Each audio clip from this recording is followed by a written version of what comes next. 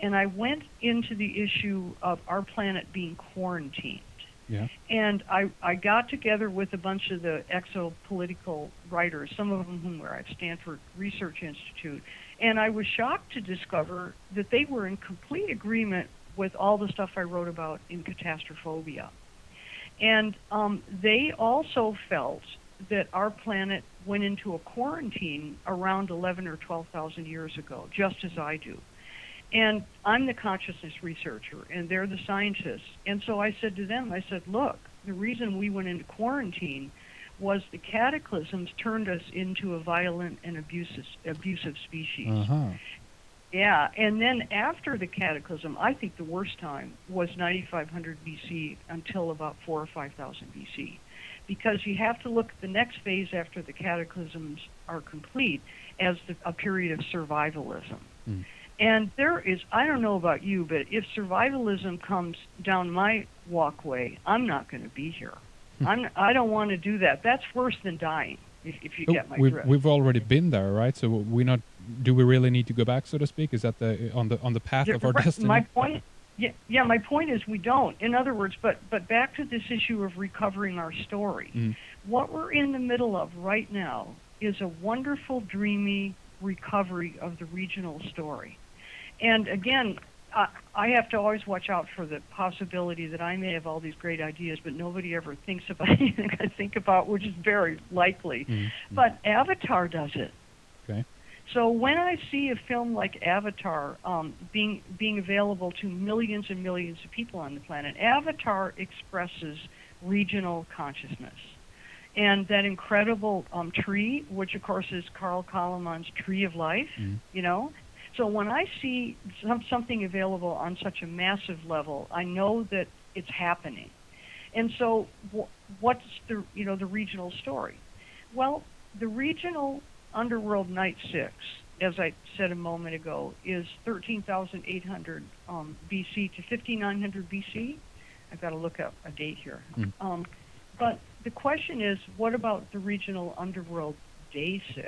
Because, see, Day 6 is a period when we always take a major step forward. So Day 6, which is a flowering period, is 21,700 BC to 13,800 BC. And then we go into Night 6. And Catastrophobia, this is amazing how many years ago this was, describes the global maritime civilization that some people think of as Atlantis. Mm-hmm. And so Catastrophobia is saying, and now I'm saying along with Carl Kalaman's dating here, that the global maritime civilization and Atlantis was thriving from about 22,000 BC until about 14,000 BC. So in order to recover our story, we need to realize that we were once very advanced and very globally connected on this planet, and we lost that during the cataclysms. You see that? We need to realize that, we need to see that we have regressed very, very deeply during that period of time. And when people can see that, and of course, millions at this point see this because of wonderful writers like Graham Hancock and all kinds of other writers.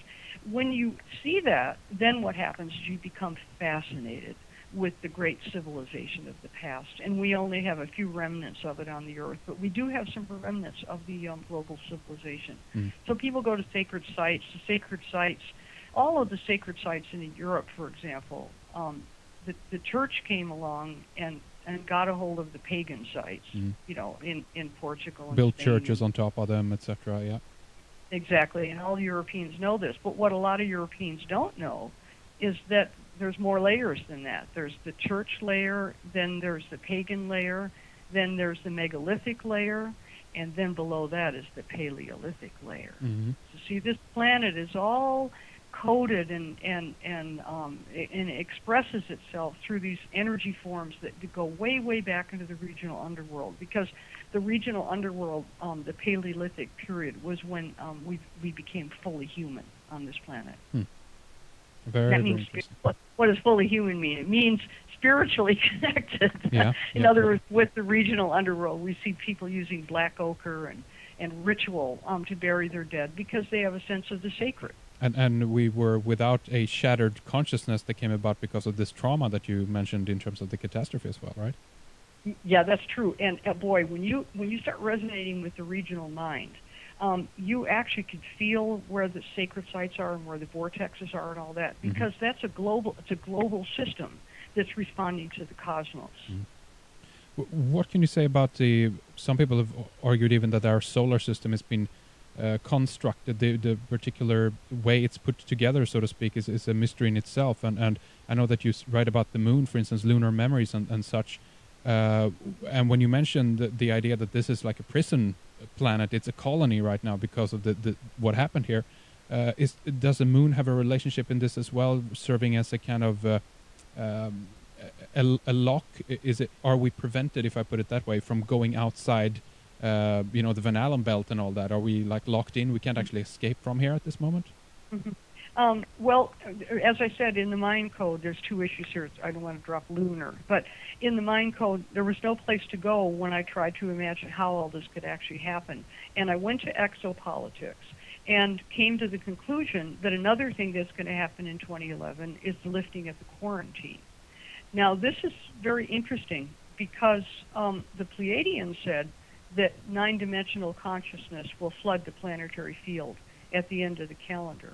And once that 9-dimensional form pervades on the planet, then people will start opening up their own dimensional codes in relationship to it. It's just a natural thing. And then the idea would be that the quarantine will be lifted because we will no longer be a violent and abusive species. Now, how are you going to be a violent and abusive species if you're in touch with the levels that I'm talking about with these dimensions?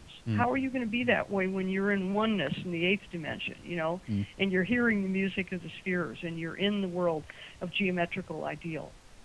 So you see how that and that, I think, is a decent description of the universal underworld.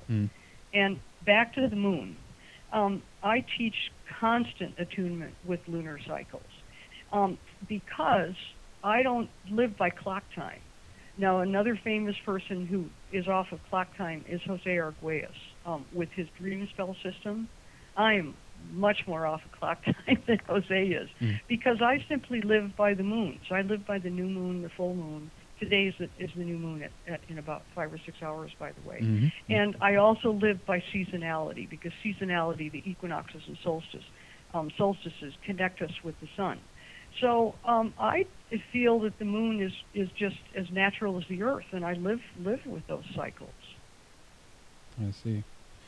Very interesting, Barbara. There's so much more we want to talk about here, obviously. So many things to touch upon. But I think it's a good time right now to take a little break and then continue talking more in our member section. But please tell us about your website, obviously, how listeners can pick up a copy of either Catastrophobia or obviously Alchemy of the 9 Dimensions and so forth in case they're interested in that. Okay, we're really in synchronicity here because the website, handclow2012.com. What I do is I do a new moon analysis every month, and I also do seasonal analysis, and it's all free. So most people use HandClow 2012 for the lunar analysis and the seasonal analysis. Then I combine Carl Kalaman's theory with astrology. So I use astrology as a tool within the context of time acceleration. And I have found by combining those two techniques, the level of accuracy I'm getting in terms of where we are is really quite phenomenal. I'm actually just kind of astonished by it. And a lot of people feel that way. Then, as far as getting my books are concerned, they're all over the planet and on Amazon. And we have a marketing device called wiseawakening.com that you can go to. It's on our website, and then you can go to that. But I think what's more important to mention is that most of my books have been translated into 10 or 11 or 12 languages. So if people look for it, they can find my books in their own language, which I think is helpful. Very good. A few website there again on handclow2012.com, wiseawakening.com. We'll have the links up to these sites on Red Ice Creations as well, so check out some of these titles. Really fascinating stuff. Stay with us, Barbara. We'll be right back with more after this break. In Positive, Hour 2 is coming up with Barbara Hand Clow. We'll go into some very interesting avenues about the global elite, reptiles, hybrid races, interbreeding bloodlines, secrecy, exposure, and how the power structure will crumble under its own weight. The question is if ET is a part of the global conspiracy or not. We'll get to Barbara's take on this. We talk about sexual energy and the connection to power and control, changes in the solar system, frequency and the cells, time acceleration, natural and man-made catastrophe, scalar weaponry, gravity, how crop circles are formed as an expression of the 9 dimensions. We end talking about the knowledge of the Mayan calendar, where that came from, the Pleiadians, who they are, and what kind of relationship we have with them. Don't miss our 2. Sign up for a membership at redicecreations.com to hear this and much more. It's all available in the members area. Radio, TV, films, videos, and more.